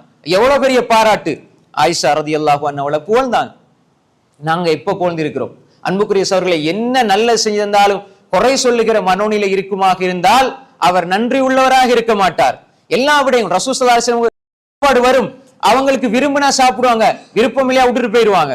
அன்புக்குரிய சகோதரர்களே, எனவே இந்த ஒரு விடயத்தை பாராட்டுகின்ற, மனைவிக்காக பிரார்த்திக்கின்ற ஒரு விடயம் கணவனிடத்தே இருக்க வேண்டிய அடிப்படையான ஒரு பொறுப்பு, கடமை. சகோதரர்களே, மனைவிக்காக துவா செய்ய வேண்டும், அவருடைய வாழ்க்கைக்காக, அவருடைய ஆரோக்கியத்துக்காக. சில மனைவிமாருக்கு நோய் இருக்கும், அந்த நோய் எல்லாத்தையுமே தாங்கிக்கிட்டு கணவனுக்காகவே அவர்கள் செயல்படுவார்கள். சில பொழுது அவர்களுடைய மௌத்துக்கு காரணம் கூட கணவனுக்காக விழித்திருந்ததும் செயல்பட்டதும் என்று கூட இருக்கும், ஆனா தெரியாது. நீங்க யோசிச்சு நல்லா பாருங்க. சில பொழுது அவருடைய தூக்கம் கெட்டு போயிருக்கும், அவருடைய ஆயுள்ள அவருடைய நோய்கள் பலமாக ஆகுவதற்கு, நோய்கள் வலுப்பெறுவதற்கு, நோய்கள் அதிகரிப்பதற்கு தூக்கமின்மை, அதிகமான கவலை. ஏன்னா என்ன கணவன் எப்பயுமே என்ன திட்டுறார் என்று யோசிச்சு யோசிச்சு யோசிச்சு, எவ்வளவு நல்லது செஞ்சாலும் என்ற கணவன் எரிஞ்சு விழுறார் என்று யோசிச்சு யோசிச்சு யோசிச்சு டென்ஷன் ஆகி, அப்படி அதிலே அவர்களுடைய மனசு பாதிக்கப்பட்டு அப்படி தூக்கம் இல்லாமல் எத்தனையோ பேர் மரணித்திருப்பார்கள். வெளி உலகத்துக்கு தெரியாது அன்புக்குரிய சகோதரர்களே. எனவே எல்லாரையும், அதாவது பெற்றெடுத்த தந்தையை, கூட பிறந்த சகோதரனை, கூட பிறந்த சகோதரியை, சொந்த உம்மாவை, வாப்பா எல்லாரையும் விட்டுட்டு இந்த வாப்பாவுடைய இடத்திலும் என்னுடைய கணவன் தான், என்னுடைய உம்மாவுடைய இடத்திலும் என்னுடைய கணவன் தான், என்னுடைய சகோதரனுடைய இடத்திலும் என் கணவன் தான், என்னுடைய தம்பியினுடைய இடத்திலும் என் கணவன் தான், என்னுடைய சகோதரனுடைய இடத்திலும் என் கணவன் தான், என்னுடைய தாய் மாமனுடைய இடத்திலும் என் கணவன் தான் சொல்லி 6-7 கதாபாத்திரங்களை எல்லாம் ஒரே ஒரு கணவனிடம் மட்டும் எதிர்பார்த்து வருகிற மனைவியை நாம் எப்படி பார்த்துக் கொள்ள வேண்டும்? இது நான் வெளிப்படையாக, நான் வேறு அங்கு சென்று சொல்லவில்லை, ஹதீஸை சொல்கிறேன். ரசூல் ஸல்லல்லாஹு அலைஹி வஸல்லம் அவங்கள இமாம் புகாரி ரஹ்மத்துல்லாஹி எழுதுறாங்க. இமாம் இப்னு ஹஜர் அல் அஸ்கலானி ரஹிமஹுல்லாஹ் ஃபத்துல் பாரியில கீழே விளக்கம் சொல்கிற பொழுது, ஆயிஷா நாயிட்ட கேட்கிற பொழுது ரசூல் ஸல்லல்லாஹு அலைஹி வஸல்லம் வீட்டுல எப்படி இருப்பாங்க என்று சொல்கிற பொழுது பெரிய செய்தி இமாம் இப்னு ஹஜர் ஃபத்துல் பாரியில எழுதுறாங்க. வீட்டுல ரசூல் ஸல்லல்லாஹு அலைஹி வஸல்லம் அவர்கள் ஆட்டுல பால் கறப்பார்கள், அதாவது கிழிந்த ஆடையை தைத்துக் கொள்வார்கள், செருப்பு பிஞ்சால் தச்சு விடுவார்கள், ரொட்டி பிணைஞ்சு மாவு பிணைஞ்சு ரொட்டி சுடுவார்கள். அல்லாஹ்வுடைய தூதர் ஸல்லல்லாஹு அலைஹி வஸல்லம் பிஞ்ச செருப்பை தைப்பாங்க, ஆட்டுல இருந்து பால் கறப்பாங்க. சில பொழுது ஆயிஷா நாய் ரொட்டியை பிணைஞ்சிட்டு அப்படியே தூங்கிடுவாங்க, அதை ஆடு வந்து சாப்பிட்டுக்கிட்டு இருக்கும். ரசூல் ஸல்லல்லாஹு அலைஹி வஸல்லம் ஏசவில்லை, திட்டவில்லை. ஏன்னா அவங்களோட வயசு, அவங்களுடைய மனோநிலை, உணர்வுகளை புரிஞ்சு ரசூல் ஸல்லல்லாஹு அலைஹி வஸல்லம் அன்பாகத்தான் அவங்களுக்கு சொல்லுவாங்க. எந்த ஒரு கட்டத்திலையும் ரசூல் ஸல்லல்லாஹு அலைஹி வஸல்லம் எரிந்து விழுந்தது கிடையாது. எனவே அன்புக்குரிய சகோதரர்களே, சில பொழுது மனைவிமாருடைய தலையில் கூட பேன்களை கூட பார்த்திருக்கிறார்கள். அல்லாஹ்வுடைய தூதர் ஸல்லல்லாஹு அலைஹி வஸல்லம் அவர்கள் ஆடைகளை கழுகி துவைப்பார்கள், அதை தைத்து விடுவார்கள். இப்படியெல்லாம் இருக்கிற பொழுது நாங்க எப்படி யோசிக்கிறோம்? மனைவி தான் எல்லாத்தையும் செய்யணும். அன்புக்குரிய சொல்லி, ஒரு வீடு துப்புரவில்லை என்றால் அதை மனைவி கூட்ட இல்லைன்னா நான் கூட்டி விட்டால் அதுக்கு நன்மை கிடைக்கும் யாரும் யோசிக்கிறல.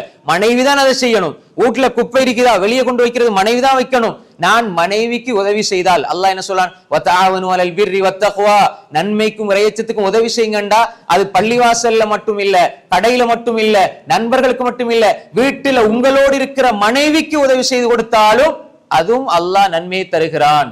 அன்புக்குரிய சகோதரர்களே, இந்த நேரத்துல உடுப்பு கழுகிறது, காய போறது உங்களுக்கு கஷ்டமா? நான் செய்றேன், நீ குர்ஆன் எடுத்து ஓதுமான்னு சொல்லுகிற ஒரு கணவன் கிடைப்பது என்பது மிகப்பெரிய பாக்கியம். அப்படியும் நாங்கள் எடுத்துக்கொள்ள வேண்டும். இதெல்லாம் ஆம்பளை செய்யக்கூடாது, இதெல்லாம் ஆம்பளை செய்யறது தப்பு, ஆம்பளை செய்யறது இதெல்லாம் கௌரவம் இல்லைன்னு நினைச்சீங்கன்றால் அல்லாஹ்வுடைய தூதர் ஸல்லல்லாஹு அலைஹி வஸல்லம் அதை எங்களுக்கு செஞ்சு காட்டியிருக்க மாட்டாங்க. அல்லாஹ்வுடைய தூதர் செஞ்சாங்க.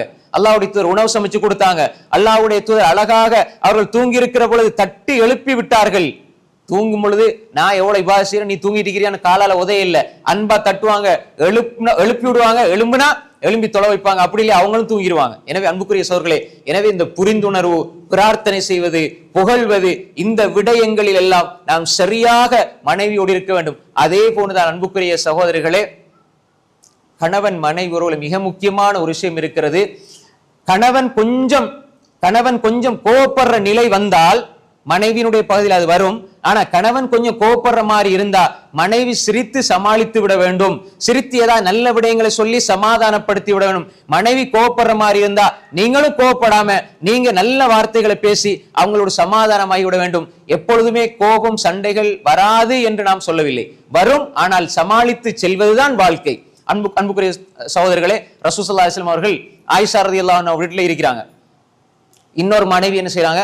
ரசூல் ஸல்லல்லாஹு அலைஹி வஸல்லம் பல மனைவி இருந்ததுனால ஒவ்வொரு மனைவியோட வீட்டுல இருப்பாங்க. ரசூல் ஸல்லல்லாஹு அலைஹி வஸல்லம் வீட்டுல இருக்கிற போல ஆயிஷா நாயுடைய வீட்டுல இருக்கிற நேரம் இன்னொரு மனைவி, அது 3 மாதிரி வருது. ஒன்று ஜைனப் ரலியல்லாஹு அன்ஹா, அல்லது சஃபியா ரலியல்லாஹு அன்ஹா, அல்லது உம்மு ஸலமா ரலியல்லாஹு அன்ஹா. 3 மாதிரி செய்தி பலமாக யாரென்று துல்லியமா வரையில யாராவது ஒருவர், இந்த 3 பேர்ல ஒருவருடைய வீட்டுல இருந்து ஒரு அடிமை பெண் ஒரு அடிமை என்ன செய்யறாரு, உணவை எடுத்துக்கொண்டு வாரார். ஆயிஷா ரலியல்லாஹு அன்ஹா வீட்டுல இருக்கிறாங்க.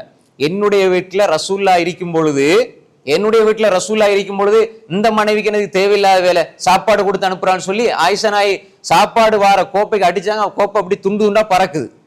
கோப்பை என்ன செய்யுது? துண்டு துண்டா பறக்குது. இப்ப ரசூல் ஸல்லல்லாஹு அலைஹி வஸல்லம் இது எங்கட வீட்டுல நடந்திருந்தா என்ன நடக்கும்? ரசூல் ஸல்லல்லாஹு அலைஹி வஸல்லம் பார்த்தாங்க, விளங்குனாங்க ஆயிஷாக்கு என்ன நடந்திருக்குது, இப்ப இந்த நேரத்துல என்ன நடந்திருக்குது யோசிச்சாங்க. அப்படியே உடைஞ்சு போன கோப்பையில் எடுத்தாங்க, உணவை சேர்த்தாங்க. சொன்னாங்க ரசூல் ஸல்லல்லாஹு அலைஹி வஸல்லம், காரத் உம்முக்கும், உங்களுடைய தாய் ஆயிஷா ரோசத்தினால இதை செய்து விட்டார்கள் என்று சொல்லி போட்டு அந்த உடைஞ்ச துண்டுகளை எடுத்து வச்சுட்டு அதே போன்றுள்ள ஒரு புதிய கோப்பையை எடுத்து அந்த அடிமையிட்ட கொடுத்து அனுப்புனா, கொண்டு போய் கொடுங்கன்னு சொல்லி. அப்ப இந்த இடத்துல ரசூல் ஸல்லல்லாஹு அலைஹி வஸல்லம் ஆயிஷா ரலியல்லாஹு அன்ஹா அவங்களுக்கு ஏசிருக்கலாம், திட்டிருக்கலாம், எங்கட நிலையாயிருந்தா அடி கூட விழுந்திருக்கும். ஆனா ரசூல் அப்படி செய்யல. ஏன்னா அந்த சூழ்நிலையில அந்த பெண்ண வீட்டில் இருக்கும் பொழுது, அந்த பெண்ணோடு இருக்கும் பொழுது, நல்லா கவனிக்கும் பொழுது, இன்னொரு பெண் கொடுத்து அனுப்புவதை, உணவு கொடுப்பதை இவள் எப்படி புரிந்து கொண்டால் பார்த்தாள் என்ற அந்த கோணத்திலிருந்து ரசூலா பார்த்தாங்க. அந்த கோணத்திலிருந்து பார்த்தாங்க. இந்த இடத்துல நான் இருக்கும் பொழுது எனக்கு என்ன மாப்பிள்ளை கவனிக்க தெரியாதா, ஏன் அவ கொடுத்து அனுப்பணும், அவருடைய டேட்ல அவங்களுடைய டேன்ல இருக்கும்போது கொடுக்கலாம் தானே என்றுதான் செஞ்சாங்க. எனவே அந்த ரோஷம் என்னுடைய அன்பிலிருந்து வந்தது என்பதை புரிந்து ரசூல் ஸல்லல்லாஹு அலைஹி வஸல்லம் மென்மையாக நடந்து கொண்டார்கள். இந்த இடத்துல எங்களுக்கு முன்மாதிரி ரசூல் ஸல்லல்லாஹு அலைஹி வஸல்லம் தான். எனவே அன்புக்குரிய சகோதரர்களே, இந்த புரிந்துணர்வும் இந்த பக்குவமும் திருமண வாழ்க்கையில் வந்தால் சின்ன பிரச்சனைகள் வரும், சின்ன சஞ்சலங்கள் வரும். ஆனால் எல்லாவற்றையும் நாம் சரிப்படுத்துகிற ஒரு பொறிமுறை நாங்கள் எடுத்துக்கொள்ள வேண்டும். எந்த ஒரு விடயத்தையும் மனசார பேச வேண்டும். பெண்கள் பேசுவதை விரும்புவார்கள். நீங்க மௌனமாயிருப்பது உங்களுக்கு பிடிக்காது, அவங்களுக்கு பிடிக்காது. நாங்க மௌனமாயிருக்கிறதா எங்களுக்கு பிடிக்கும், ஆனா அவங்களுக்கு பேசுறது பிடிக்கும். ஆனா ரெண்டு பேரும் அதை பேலன்ஸ் பண்ணி கொஞ்சமாவது பேசணும். எல்லாத்துக்கும் நான் ஒரு 5 நிமிஷம் அவங்க பேசினா நம்ம சரி, அல்லது 10 நிமிஷம் பேசினா ஓகே. இதல்ல சகோதரர்களே, ஏதாவது 2 வார்த்தை நாம் பேச வேண்டும். அப்படி பேசுவதை அவர்கள் பெரிதாக எதிர்பார்க்கிறார்கள் என்றால் ரசூல் ஸல்லல்லாஹு அலைஹி வஸல்லம் மனைவிமாரோட பேசிக்கிட்டே இருப்பாங்க, அதிகமா பேசுவாங்க. அடுத்தது ரசூல் ஸல்லல்லாஹு அலைஹி வஸல்லம் அவங்களுடைய மனைவிமாருடைய கையை பிடித்து கொண்டு அப்படியே நடந்து செல்வார்கள். இஷாக்கு போற உள்ள இரவு நேரத்துல மனைவிமார கையை பிடிச்சி நடந்துட்டு போவாங்க. அதே மாதிரி ரசூல் ஸல்லல்லாஹு அலைஹி வஸல்லம் மனைவியோடு ஓட்டப்பட்டி கூட வச்சிருக்கிறாங்க. ஓட்டம், நாங்க 2 பேரும் ஓடி பார்ப்போம் ஓடினாங்க. என்ன காரணம்? அந்த அளவு அவர்கள் இணங்கி இருந்தார்கள். எங்களுக்கு அதெல்லாம் இன்றைக்கு கணவன் மனைவி ரோட்ல போனாலே பாருங்க 2 பேரும் எப்படி போறாங்க அப்படின்னு நாங்க சொல்லுவோம். இஸ்லாம் அப்படியா சொல்லுது? ரசூலுல்லாஹ்வோட பேணுதல் நமக்கு போகத்தே இல்லை. அதே மாதிரி 2 பேர் ஏதாவது நல்ல ஒரு விடயத்துல பேசிக்கிட்டாங்கன்னா ரசூல் ஸல்லல்லாஹு அலைஹி வஸல்லம் வீட்டுல இருந்து பாக்குறாங்க. எத்தியோப்பியர்கள், ஹபஷா எத்தியோப்பியர்கள் ஈட்டி எறிஞ்சு விளையாடுறாங்க. ரசூல் ஸல்லல்லாஹு அலைஹி வஸல்லம் பார்த்தாங்க. ஆயிஷா நாய் இப்ப பாக்குறாங்க. அப்படியே இந்த அவங்களுடைய தோள்கட்டுல இருந்து பார்த்தாங்க. ஆயிஷா போதுமா போதுமா போதுமான்னு கேட்டு எனக்கு போதும் என்று சொல்ற வரைக்கும் அந்த விளையாட்டை பார்க்க வச்சாங்கண்டா. இது ரசூலுல்லாஹ் இப்படித்தான் மனைவியோட வாழ்ந்தாங்க. கரடு முரடாக முன்சப்ல இருந்து தொழுவாரு, இபாதத் செய்வாரு, எல்லாம் விவாதத்தெல்லாம் கரெக்டா செய்வாரு. வீட்டுக்குள்ள போனா கரடு முரடா இருப்பாரு. ஆனா அவருடைய ஒரு சிரிப்பை பார்க்க இயலாது, பிள்ளைகளோட சிரிப்பை பார்க்க இயலாது, மனைவியோட முகத்துல சிரிப்பை பார்க்க இயலாது. ஆனா அவர் ஊர்ல பெரிய இபாதத்தாலியா வழங்கி இருப்பார். இது என்ன மார்க்கம்? அன்புக்குரிய சகோதரர்களே, வீட்டுக்குள்ள இருக்கிற அந்த பண்புதான் நீங்க யார் என்று சொல்லும். மனைவியோட அன்பா இருக்கிறீங்களா, நீங்க உண்மையான அன்பாளர். மனைவியோட இரக்கமா இருக்கிறீங்களா, பாசமா இருக்கிறீங்களா, நேசமா இருக்கிறீங்களா, புரிந்துணர்வோட இருக்கிறீங்களா, மனைவிக்கு துவா செய்யுங்களா, இதுதான் உங்களோட உண்மையான தன்மை. அதெல்லாம் உலகத்துக்கு காட்டுறதுக்கு, ஊருக்கு காட்டுறதுக்கு நடிக்கிறது அல்ல உண்மையான தன்மை. அன்புக்குரிய சகோதரர்களே, நாம் தெளிவாக விளங்கிக் கொள்ள வேண்டும். கணவனாகிய நாங்கள் எங்களுக்கு இஸ்லாமிய கடமைகளைத்தான் இந்த உணர்வு ரீதியான கடமைகள் இருக்கிறது. அவங்களோட அன்பை புரிந்து கொள்றது, அவங்க சொல்ல வர விடயத்தை புரிந்து கொள்றது, அவங்கள பக்குவப்படுத்துறது, அவங்களோட அன்பா நடந்து கொள்றது, அவங்கள புகழ்றது, அவங்களுக்கு துவா செய்யறது. இப்படி செய்கிற பொழுது தவறுகளை திருத்திக் கொள்வார்கள், பிடிவாதம் குறையும். அன்புக்குரிய சகோதரர்களே, பெண்களை குறித்து அல்லாஹ்வுடைய தூதர் ஸல்லல்லாஹு அலைஹி வஸல்லம் சொல்லும் பொழுது பெண்களுக்கு நீங்க நலவு நாடுங்கள், பெண்களுக்கு நீங்க நலவு நாடுங்க, முடியுமான அளவு அன்பாக மென்மையாக அவர்களை திருத்த முயற்சி செய்யுங்கள். அதனால ஆண்கள் எல்லாம் திருந்தி சொர்க்கவாதி நினைச்சிடக்கூடாது. அன்புக்குரிய சகோதரர்களை, நாங்க திருந்தி அவர்களை திருத்தணும். நான் பக்குவமானவனா இருக்கணும். மனைவி சொல்லணும், என்ற கணவனை போல ஒரு நல்ல மனுஷன் இல்லைன்னு சொல்ற அளவுக்கு கணவன் நல்லவரா மாறணும். நல்ல விஷயத்துல உண்மையில கொஞ்சம் ஈமான் மனைவிக்கு இருந்தாலும் கணவன் செய்யற நல்ல அமல்களை ஒரு காலம் மறுக்க மாட்டார். உண்மையிலே நான் தான் பலவீனமாயிருந்தேன், என்ற கணவன் தான் மாஷா அல்லாஹ் அவர் தொழுகை விட மாட்டார், ஓதல விட மாட்டார், அப்படி நிறைய பேர் சொல்லுவாங்க. உண்மையாக அந்த மனைவிக்கு நீங்க அநியாயம் செய்ய இல்லைண்டா அந்த மனைவி நாளை மறுமையில் அல்லாஹ்விடத்துல உங்களுக்காக சாட்சி சொல்லுவாள், யா அல்லாஹ் நான் தான் முன்ன பின் ஆயிட்டேன், என்ற கணவனை மன்னிச்சிரியா அல்லாஹ்னு சொல்ற அளவுக்கு இருப்பார்கள். சகோதரர்களே, நாம் தெளிவாக புரிந்து கொள்ள வேண்டும். அதே மாதிரி கடைசியாக நேரம் முடிய போகுது, அதனால நான் சுருக்கம் முடிச்சு கொள்றேன். இது நீண்ட ஒரு தலைப்பு. நாங்க எந்த ஒரு கட்டத்திலையுமே மனைவிமார்களை திருத்த முயற்சிக்கணுமே தவிர தண்டிக்க முயற்சிக்க கூடாது. நல்லா அந்த விஷயத்தை வழங்கிக்கொள்ளுங்க. திருத்தத்தை முயற்சிக்கணும், தண்டிக்க முயற்சிக்க கூடாது. தண்டனை என்பது அதாவது ஒரு விஷயத்தை சொல்லி சொல்லி காயப்படுத்துறது.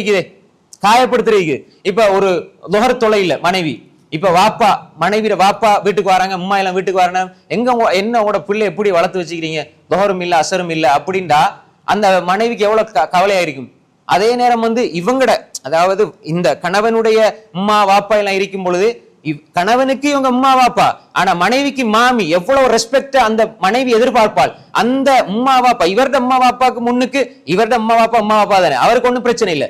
அந்த மனைவியை கொஞ்சம் இழிவா பேசுறது, ஜோக் அடிச்சு பேசுறது, ஆனா எங்களுக்கு ஜோக்கா இருக்கும். அவங்களோட மனசு அப்படியே பிஞ்சு கொதறி அப்படியே சின்ன பின்னமாய் போகும். என்னடா என்ன இழிவுபடுத்துறாங்களே, அவ அப்படி, அவட சமையல் இப்படி சரியில்லை, அவட இது இப்படி சரியில்லை, அன்னைக்கு ஒருக்கா அப்படி இது செஞ்சா இது இப்படி போய்த்துது அப்படி போய்த்துதுன்னு சொல்லி பழைய விஷயங்கள்லாம் சொல்லி சொல்லி சொல்லி அந்த 30 நிமிஷம் உங்களோட அம்மா உங்களோட வாப்பா உங்களோட தங்கச்சி இருந்தா அந்த இடத்துல நகைச்சுவை பொருளாக கருப்பொருளாக நீங்க எடுக்கிறது உங்களோட மனைவி என்றா இதுவும் ஹராம், இது கூடாது. அந்த மனைவி விரும்ப இல்லைன்னா அது புறம், அதுக்குள்ள வரும். நாளை மறுமையில நீங்க அல்லாஹ்க்கு பதில் சொல்லி ஆகணும். இழிவுபடுத்துறது அல்ல, மனைவியை இழிவுபடுத்துறது. அவ தொழுகை இல்ல, இபாதத் இல்ல. 4 பேர் வீட்டுக்கு வந்துட்டா மனைவியை சொல்லி ஜோக் அடிக்கிறது. இன்னைக்கு பெண்ணுரிமை பேசுவாங்க, பெண்களுக்கு உயர்ந்த அந்தஸ்து கொடுக்கணும்னு சொல்லுவாங்க. ஆனா அதே வாய் தான் பட்டிமன்றம் வந்துட்டா தன்னுடைய சொந்த பொண்டாட்டிய வச்சே கைதட்ட வாங்குவாங்க, சிரிக்க வைப்பாங்க. பொண்டாட்டி இருந்தா அப்படி இருந்தா அவ அப்படி செஞ்சா என்ன பொம்பளைன்னு சொல்லி பொம்பளைய வச்சே கைதட்டு வாங்குவாங்க, சிரிப்பை எடுப்பாங்க, காசையும் வாங்கிட்டு போவாங்க. அது ஒரு நகைச்சுவை பொருளா பெண்ணை பார்ப்பாங்க. ஆனா பெண்ணுரிமை, பெண்கள் அவர்கள் அங்கு வரணும் இங்க வரணும், அதை படிக்கணும் இதை படிக்கணும்னு சொல்லுவாங்க. ஆனா ஒரு பொருளாக விளம்பரம் எடுத்துக்கிட்டா அதை காட்சி பொருளா பெண்கள் ஆக்கிடுவாங்க. இஸ்லாம் அப்படி சொல்ல இல்லை. பெண்கள் அழகாக வைங்க. வெளியே கணவனும் மனைவியும் போனா கணவன் வெளியே போகும்போது கணவன் வெளியே போற இபாதத் இல்ல, மனைவி ஹிஜாபோட வெளியே போனா இபாதத்தோட வெளியே போறாள். இப்படித்தான் ஹிஜாபை பார்க்கணும். ஹிஜாப் எப்படி பார்க்கணும்? கணவனுக்கும் ஆணுக்கும் பெண்ணுக்கும் இஸ்லாம் வெளியே போறதுக்கு அனுமதிச்சிருக்குது, கணவன் மனைவியா. ஆனா கணவன் நடந்து போற நேரம் ஆடை போட்டு போறது இபாதத் இல்ல, எந்த ஆடையும் போட்டு போல அவரத்தை மறைச்சி. ஆனா மனைவி ஹிஜாபோட போனா அது கடமை, அது இபாதத். அவ வெளியே ஹிஜாபோட போற நேரம் எல்லாம் நன்மை கிடைக்குது. இந்த நன்மையினுடைய சூழலை இஸ்லாம் பெண்ணுக்கு கொடுத்து பெண்ணை உயர்த்தி இருக்கிறதுன்னு நான் பார்க்கணும். விளங்கிச்சா உங்களுக்கு? நாங்க எவ்வளவு நேரம் வெளியே சுத்தினாலும் இப்படி இந்த போட நன்மை கிடைக்காது. ஒரு பெண் கணவனோட வெளியே போறாள், ஒரு தேவைக்கா போறாள், ஹிஜாபோட போறாள் என்றால் கணவனுக்கு கிடைக்காத நன்மையை மனைவிக்கு இஸ்லாம் கொடுத்து மனைவியை கண்ணியப்படுத்துகிறது. அதுதான் ஹிஜாப். எனவே அன்புக்குரிய சகோதரர்களே, பெண்களை இழிவுபடுத்தாம காயப்படுத்தாம அவர்களுடைய உள்ள நோகரமா நடக்காம அவர்களுடைய கூட்டாளிமார்கள் அது தெரிஞ்சவங்க நாங்க அஜ்னபி மஹரமியை பேணிக் கொள்ளணும். சும்மா கண்டவங்களோட ஜோக் அடிக்கிறது அல்ல. தேவை இருந்தா பேசுறது வேற விஷயம். எல்லை கடந்து போறது, வார போறவங்கிட்ட அப்படி எல்லாத்தையுமே இழிவா ஜோக்கா மனைவியை பத்தி பேசுறது. வீட்டுல சொந்தக்காராக்கள் வந்தா கூட, என் அம்மா சகோதரி வந்தா தெரியுமா உட மச்சியை பத்தி, உட மைனியை பத்தி தெரியுமா, இப்படி பேசி பேசி உள்ளத்தை காயப்படுத்துவது என்பது, அவருடைய உள்ளத்தை நீங்க காயப்படுத்துறீங்கன்னு சொன்னால் அதற்கும் நாளை மறுமையில் அல்லாஹ் இடத்துல பதில் சொல்ல வேண்டும். இயலுமான அளவு அவர்களுக்கு அன்பை கொடுத்து பாசத்தை கொடுத்து அவர்களுக்கு நாம் நேசத்தை கொடுத்து புரிந்துணர்வோடு நடந்து அவர்களை கட்டுப்பட வைத்து அவர்களை நல்ல வழிமுறையில கொண்டு வரதுதான் நீங்களோட கடமையை தவிர அவர்களை இழிவுபடுத்தி தண்டனைக்கு உட்படுத்துவதல்ல. கடைசியாக நான் அண்மையில மிச்ச காலத்துக்கு முன்னால ஒரு செய்தி படிச்சேன். ஒரு கணவன் ஒரு மனைவி எவ்வளவு அழகான முறையில கணவன் மனைவி உறவுல ஒரு சீர்திருத்தம், இதை கடைபிடித்தால் வெற்றி பெறலாம் இன்ஷா அல்லாஹ். கணவனும் மனைவி நல்ல அன்பா பாசமா இருக்கிறாங்க, நல்ல இரக்கம். அதை போல இரக்கம் இல்லை, அந்த அளவு இரக்கம். கணவன் எங்க போனாலும் மனைவிக்கு உடனே கோல் எடுத்து சொல்லிடுவாரு, நான் அங்க போயிட்டேன், போய் சேர்ந்துட்டேன், இந்த இடத்துக்கு வந்துட்டேன், இப்படி இங்க வந்துட்டேன் சொல்லிடுவாரு. இப்ப ஒரு நாள் கணவன் என்ன செய்யறாரு, வேலை முடிஞ்சு வாராரு, மனைவி தூக்கம். இப்ப மகரிப் பாங்கு இருக்குது, தட்டி எழுப்பி மனைவிட்ட கேட்டாரு, அசர் தொழுதீங்களாண்டு. அவ மனைவி சொல்றாள், நான் அவசரமா வெளியே ஒரு வேலைக்கு போயிருந்தேன், வந்து டயர்ல தூங்கிட்டேன், அசர் தொலை இல்லை அப்படின்னு. கணவன் 2 பேரும் இரக்கமானவங்க, பாசமானவங்க. ஆனா கணவனும் மனைவி நல்ல இபாதத் தக்வா உள்ள மனிதர், அதுலயும் குறிப்பா கணவன் நல்ல தக்வா உள்ள மனிதர். அப்ப அவர் சொன்னாரு, அசர் தொழாம நீங்க தூங்கிட்டீங்களா? அப்ப நான் தூங்கிட்டேனே அப்படின்னு எழும்பி ஓடி போய் தொழுங்க அப்படின்னு அந்த பெண்மணி தொழுகிறாள். அப்புறம் மகரிப் தொழுகிறாள். தூக்க போய்விட்டால் அப்படி மறதியா நாங்க தூங்கிட்டோம்னா எழும்பின உடனே தொழு கொள்ளலாம். இப்ப தொலை வச்சுட்டார். இப்ப திரும்ப கணவனுக்கு அடுத்த நாள் ஒரு பெரிய பயணம் போகணும். இப்ப நீண்ட பயணம் போகணும். மனைவிட்ட சொன்னார், நான் போறேன் அப்படின்னு போயிட்டு, இப்ப எப்பயுமே இவர் எங்க போனாலும் கால் பண்ணி சொல்லிடுவார். அப்படி ஒரு நாள் கூட தவற விட இல்லை. இவருக்கு ஒரு 3-4 மணித்தியால பயணம். இப்ப போயிட்டார். 3 மணித்தியாலம் போயிட்டு 4 மணித்தியாலம் போயிருச்சு, 5, 6, 7 மணித்தியாலம் போது கணவன்கிட்ட இருந்து அழைப்பு வர இல்லை. மனைவி அவளுக்கு இப்ப சந்தேகம் வந்துட்டு, கணவனுக்கு என்ன நடந்துட்டோ தெரியாதா, கோல் அடிச்சு அடிச்சு அடிச்சு பாக்குறா, கணவனுக்கு கோல் போகுதும் இல்ல வேலை செய்தும் இல்ல, தேம்புறா, அழுகுறா, புலம்புறா.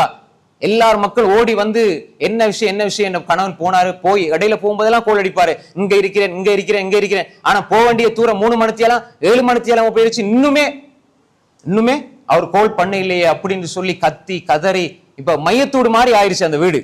இப்ப ஒரு 4 மணித்தியாலத்துக்கு பிறகு கோல் வருது, கணவன்கிட்ட இருந்து கோல் வருது. இப்ப மனைவி எடுத்த உடனே நீங்க யாரு பேசுறீங்க, அப்ப நான் தான் அப்படி உங்களோட கணவன் தான் பேசுறேன், வேற ஒரு போன்ல இருந்து எடுத்து பேசுறாரு, நான் அப்படித்தான் நான் இங்க வந்தேன், வந்து சேர்ந்துட்டேன் அல்ஹம்துலில்லாஹ். அப்ப ஏன் நீங்க எனக்கு உடனே சொல்லல, ஏன் நீங்க பேச இல்லை, அப்படி உங்களுக்கு அக்கறை இல்லை அன்பு இல்லை அப்படின்னு கத்தி கதறி பேசி எல்லா ஏச்சுக்களையும் ஏசி என்னெல்லாம் திட்டணுமோ அப்படியெல்லாம் திட்டி உங்களுக்கு அக்கறை இல்லை அப்படி இப்படின்னு சொன்ன பிறகு எல்லாம் சொல்லி முடிஞ்ச உடனே கணவன் சொன்னாரு, நேத்து நீங்க அஸ்ஸர் எத்தனை மணிக்கு தொழணும்னு கேட்டாரு. அப்ப 3 மணிக்கு டைம், உதாரணமா 3:30 தொழணும் அப்படின்னு. எத்தனை மணிக்கு தொழுதீங்க? 7:30 தொழுதேன், மகரிபுக்கு ஒரு 5-10 நிமிஷத்துக்கு முன்னாடி, 4 மணிக்கு போறது. அப்ப நீங்க 3 மணிக்கு தொழ இருந்த நீங்க சரியா கடமை 3 மணிக்கு தொழணும், நீங்க 7:30 தொழுதீங்க, கிட்டத்தட்ட ஒரு 4 மணித்தியாலம் லேட்டாய், 4.5 மணித்தியாலம் லேட்டாய் நீங்க தொழுதீங்கன்னு சொன்னா, இப்ப நான் உங்களோட எவ்வளவு இறக்கம் வச்சிருக்கிறேன், நான் உங்களோட எவ்வளவு வச்சிருக்கிறேன், இந்த இறக்கத்தை விட அல்லாஹ் உங்கள் மீது எவ்வளவு இறக்கம் வச்சிருக்கிறான். நான் வந்து சேர்ந்த இந்த ஒரு இடத்துக்கு வந்து சேர்ந்து ஒரு 4 மணித்தியால் லேட்டாகி உங்களுக்கு செய்தி சொன்னதுக்கு நீங்க இவ்வளவு கோவப்படுறீங்கடா, என்னை விட கோடி மடங்கு இறக்கம் வச்சுக்கிற ரப்பு 3:30 நீங்க அவனை தொழணும் என்று சொல்லி அல்லாஹ் ஏற்படுத்திருக்கும் போது நீங்க 7:30 தொழுதா எவ்வளவு கோவப்பட்டிருப்பான் அல்லாஹ்.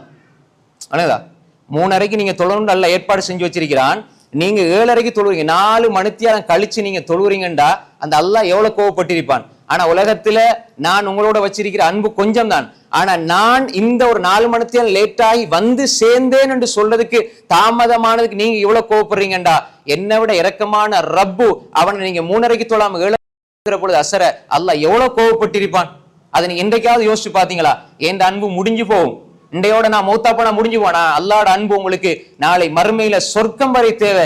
எனவே அல்லாஹ்வுடைய அன்பை நீங்க சரியா எடுத்துக்கொண்டால் என்னுடைய அன்பு சரியாக கிடைக்கும், அல்லாஹ்வுடைய அன்பை நீங்க சரியா எடுத்துக்கொள்ளவில்லை என்றால் என்னுடைய அன்பும் சரியா கிடைக்காது என்று உணர்த்துகிற பொழுது மனைவி நினைக்கிறாள், அல்லாஹ்வுடைய கடமையில நான் பால் விட்டு விட்டேனண்டா, அல்லாஹ்வுடைய கடமையை நான் தவறு செய்து விட்டு விட்டேனண்டா, அல்லாஹ் என் மீது எவ்வளவு கோவப்படுவான். நான் ஒரு பொழுதும் நான் அல்லாஹ்வுக்கு மாறு செய்ய மாட்டேன், தொழுகை நான் தாமதித்து தொழ மாட்டேன். சாதாரண ஒரு கணவன் ஒரு 4 மணித்தியாலம் லேட்டாகி நான் போய் சேர்ந்துட்டேன்னு சொல்ற செய்தி என்னால தாங்க முடியலண்டா, என்ற ரப்பு என் மீது கோவப்பட்டால் நான் எப்படி தாங்கிக் கொள்வது என்று நினைத்து அவள் திருந்த முயற்சிக்கிறாள். வாழ்நாள் முழுக்க நான் தொழுகை இதற்கு பின்னால் குறித்த நேரத்திலே நான் தொழுது விடுவேன், தொழுகை தவற விட மாட்டேன் என்று கணவனிடம் ஒப்புக்கொள்கிறாள், அவரிடத்தில் ஒரு உடன்படிக்கை செய்து கொள்கிறாள். என்றால் இப்படி சில சந்தர்ப்ப சூழ்நிலைகளின் ஊடாக மனைவிக்கு நல்ல விடயங்களை உணர்த்துவர்களாக நாங்கள் இருக்கணுமே தவிர தண்டிக்கக்கூடியவர்களாக இருக்கக்கூடாது. எனவே அன்புக்குரிய சகோதரர்களே, கணவன் என்று சொல்கிற பொழுது ஈமான், இபாதத், எங்களுடைய நற்பண்புகள், குணங்கள் எல்லாவற்றிலும் சரியாக பொறுப்புணர்ச்சியோடு அந்த கடமைகளை பேணி நடக்கிற பொழுது குடும்ப வாழ்க்கை சீராக அமையும். கணவனும் நல்ல கணவனாக மனைவிடத்திலே அல்லாஹ்விடத்திலே எழுதப்படுவான். அப்படிப்பட்ட நல்ல ஒரு வாழ்க்கையை நாம் தெரிவு செய்ய வேண்டும். அதற்கு சிறந்த ஒரு பருவகாலம் இந்த ரமலானுடைய காலம். எனவே எங்களுடைய வாழ்க்கையை திருத்தி நாங்கள் எங்களுடைய மனைவிமார்களுக்கு முன்மாதிரியாக இருக்கக்கூடிய நல்ல கணவன்மார்களாக அல்லாஹு தஆலா நம்ம எல்லோரையும் ஆக்கியல்வானாக. வாஹிரு தஅவானா அனில் ஹம்துலில்லாஹி ரப்பில் ஆலமீன். வஸ்ஸலாமு அலைக்கும் வரஹ்மத்துல்லாஹி வபரகாத்துஹு.